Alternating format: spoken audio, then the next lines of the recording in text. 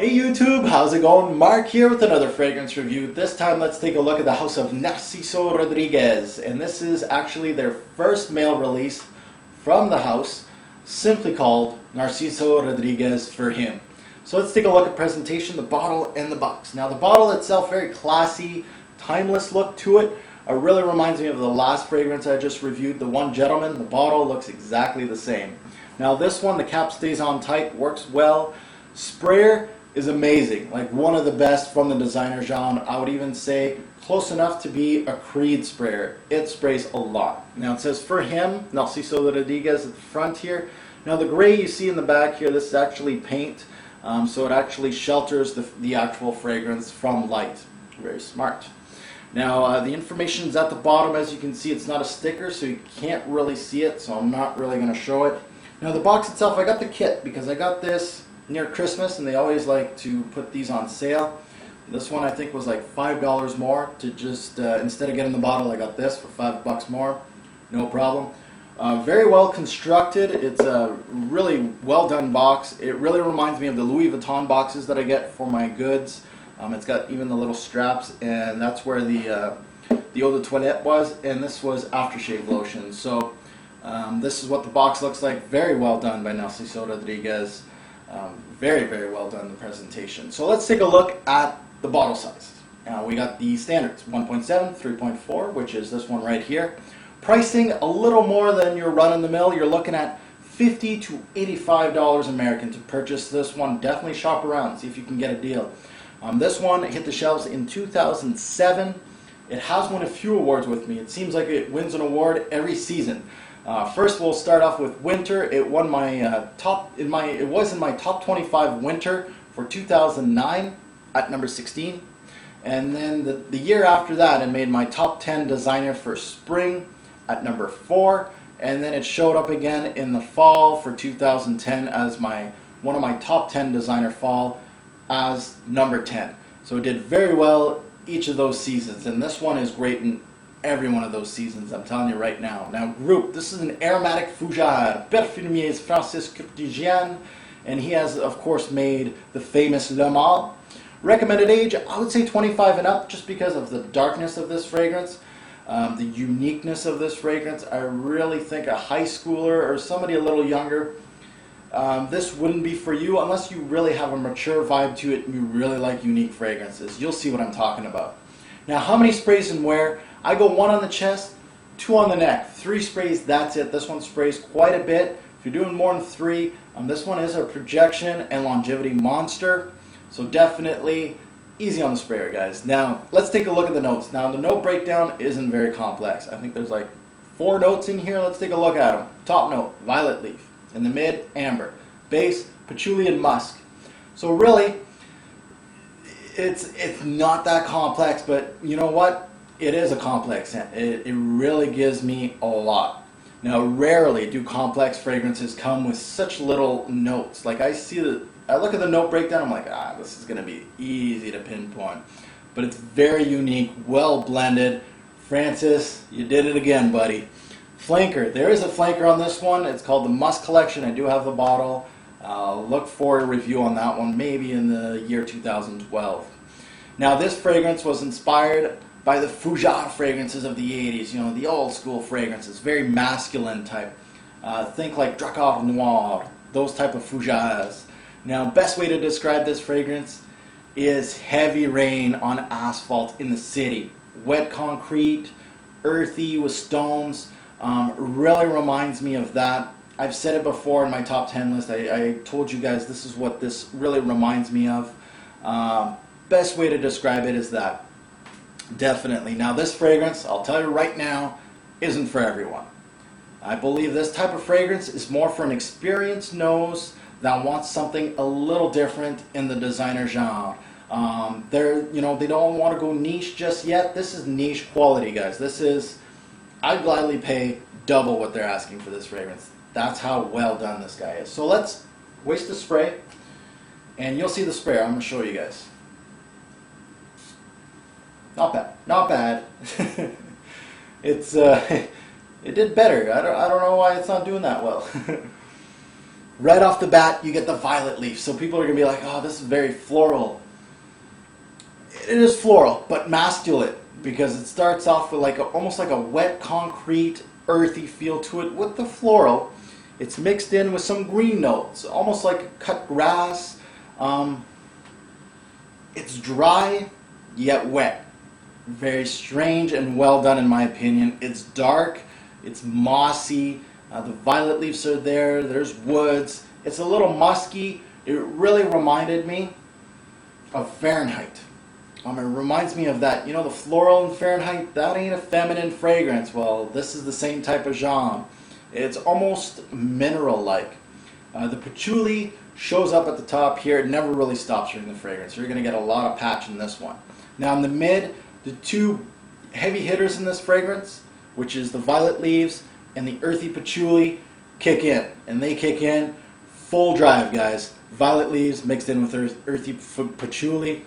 Felt very green and earthy without being too dirty. I really didn't think like this is like playing in the mud. No. There's a little bit of powdery in here. That's from the amber. And it turns it into almost a floral sweet scent, but still dark. Like when I say floral sweet, you're thinking, yeah, like energetic, but no. It's really dark because of the patch. It's like keeping it down. In the base. And the base almost gave me a dirty, musky ending, which gives me almost an animalistic feeling. This one really, from top to bottom, really just gorgeous. I really enjoyed every single part of this fragrance. If you're in a fragrance place like Macy's or something, I don't know who carries this, but definitely sniff this one out. Definitely unique. At least you can get your nose on this and see what I'm talking about. Now you're not gonna find many people wearing this guy, since it's not a brand people look for. So you'll be very unique. Like nobody goes into a fragrance shop and goes, I need to look at some Narciso Rodriguez. Usually, you know, the newbies out there, they want to see the Versace's, the Armani's. This one's like hidden. And essays, like sales associates, really won't be pushing this one either. So you're gonna be unique, and it's gonna be a fragrance that not everybody has. I need to say this, and I'm going to say it again, it's a great rainy day scent. And also a great outdoorsy fall day scent. I really like to wear this in the outdoors. I love it in the outdoors. In the fall, you're walking, the leaves are falling. Especially during also the spring when it's a rainy day, this stuff is crazy. Now, why would you hate this fragrance? There's a lot of reason why you'd hate it. Too much violet leaf. Some people just don't like it. Synthetic. It has a synthetic vibe to it. I really think that it is synthetic, but it has like an outdoorsy, natural feel to it. So, I don't know. But I can see why people say it's synthetic. Some people really don't like the smell of this. It smells like mold, wet dog. I've heard it before. Patchouli in here. There's a lot of patchouli. A lot of people won't like that. The loudness of this fragrance, it is loud. A lot of people are saying it's moderate as far as projection goes. I really think this is more of a beast than moderate. But the loudness of this just may be too much for someone. And if you like something safe, this ain't for you. If you like your light blues from Dolce & Gabbana, you like your Acqua di Gio, you like your Bulgari Aquas, you're not gonna head into this direction. One word to describe this fragrance: mysterious, dark, bottles. It really reminds me of Encre Noire by Lalique, very earthy-like. It's not a vetiver-based fragrance like Encre Noire, but it gives you that overall feeling of not smokiness, but really like an earthy-like Encre Noire, Fahrenheit. Mix those two together and you get Narciso Rodriguez. Now, when I close my eyes, this fragrance reminds me of what?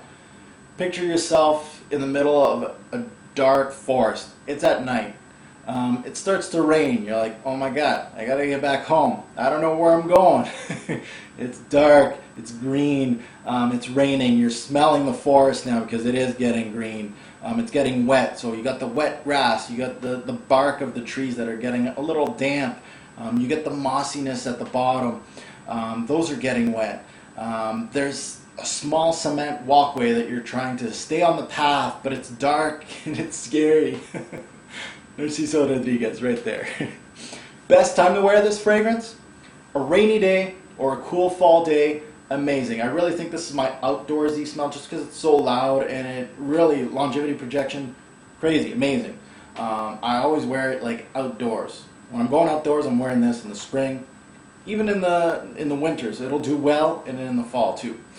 Compliment factor, fair. I'm gonna say in the middle of the road. These type of fragrances, they're like experimental fragrances. They're a little unique, a little different. You're gonna get the good with the bad. You know, some noses are gonna be like, whoa, that's different. That's actually really good. What are you wearing? And there's other ones that are like, smell like a wet dog. You're gonna get it. My 2 cents, this is a masterpiece by Francis. He's done it again. I love them all. I love this one. A great fragrance from him. Narciso Rodriguez did very well with their first release. This is a great fragrance, unique for that fragrance head that wants something a little different. You'll see, you're gonna smell this, you're either gonna love it or hate it. It's that simple. Bicharr Pass, if you like Encre Noire, Fahrenheit, those dark fragrances, this is an absolute buy for you. This is quality for the price. You can't go wrong. I don't care if it's a little more than your run-of-the-mill designer, it's worth it. I would pay niche prices for this. For on the safe side of things, if you're safe and you want just something pleasing for everybody, it's a total pass. Don't even look at it. You can sniff it and see what I'm talking about, but you probably won't like it. So a definite buy from me. I would buy another bottle of this, definitely. So this is my review, guys, on Narciso Rodriguez. For him, a winner from this house. Let's get to the rating system and see how this guy does. Alright guys, let's rate Narciso Rodriguez for him. Projection, I'm going to give this one 9 bottles out of 10. Very loud. Great for 4 to 5 hours. This one's going to project it. And then after that, you do still get a scent bubble. Longevity, again, great. 9 bottles out of 10.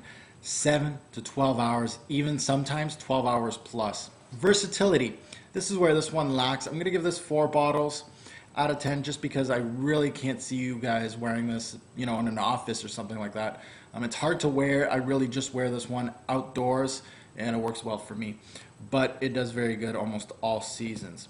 Overall smell, I'm going to give this one 9 bottles out of 10. I was impressed with the smell. Very well done, especially with the note breakdown. Compliment factor was all right, but 9 out of 10. Seasons, spring, fall, and winter. I really think that spring and fall works well. The rainy seasons.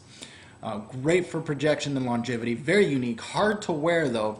Overall, I'm going to give this one a 9 bottles out of 10. A great first release by Narciso Rodriguez.